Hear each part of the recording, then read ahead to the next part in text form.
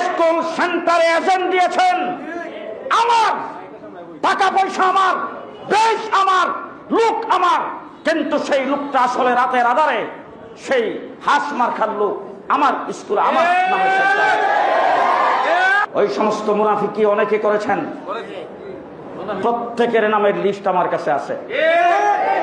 আমি এখনো কিছু বলছি না। আন্তরিকতার সাথে যারা কাজ করেছেন আপনারা, আপনাদেরকে সকলকে ধন্যবাদ জানাইবার জন্য আজকের আয়োজন।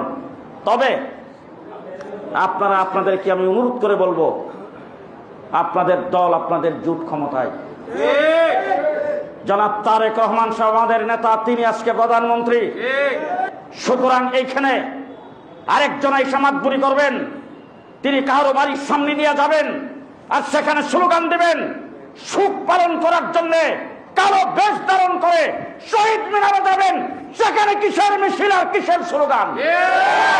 বিএনপির ভাইরা এখানে একবারে তৃণমূল পর্যন্ত, আপনার চাইতে আপনার একজন কর্মী, আমার আনোয়ার ভাই তো সাবেক উপজেলার সেক্রেটারি, বর্তমান জেলা কমিটির সদস্য, তিনি হাজার হাজার লোকের উস্তাদ।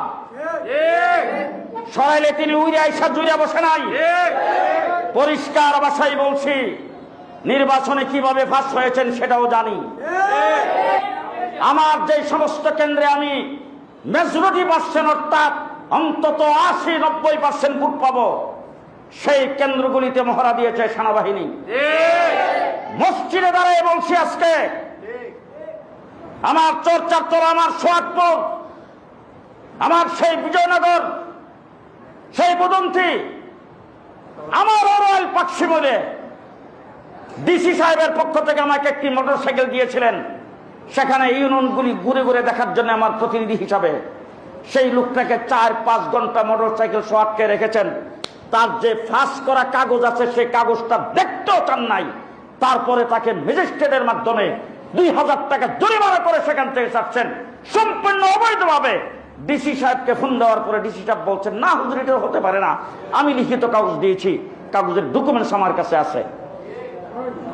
এই ধরনের পক্ষপাতিত্ব করে এরপরে প্রশাসন ম্যাজিস্ট্রেটকে বৃদ্ধাঙ্গুল দেখাইছিল।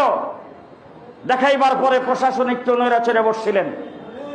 2 দিন পরেই দেখি, বাহ, এখন দি সব নড়াচড়া বন্ধ হয়ে গেছে।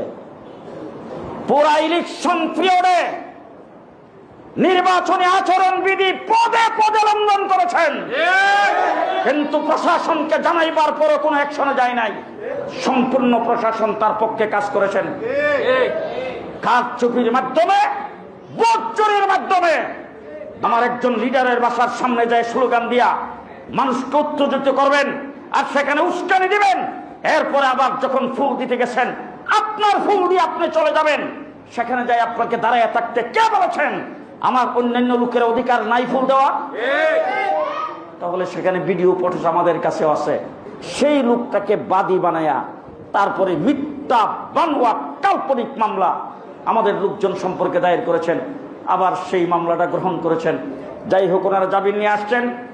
এই মামলা চলতে পারে না, এই মামলা চলতে পারবে না।